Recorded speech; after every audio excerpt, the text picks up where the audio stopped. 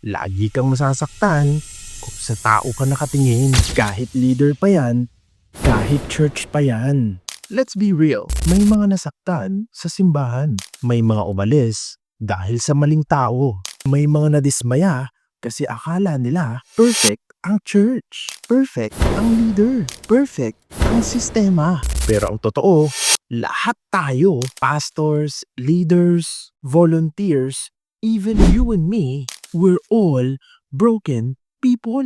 We're not the standard.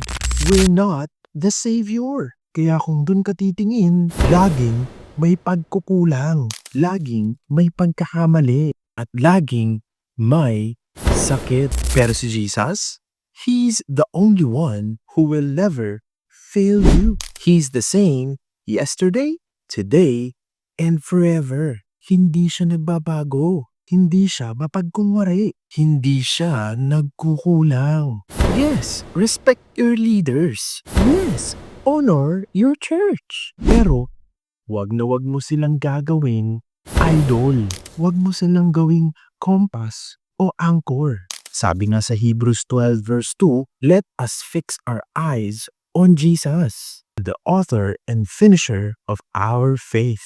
Tao lang tayo, pero meron tayong perfect God na hindi kailanman nagkukulang. So next time you feel disappointed by people, don't walk away from God. Instead, look up, stay anchored, and keep your eyes on Jesus.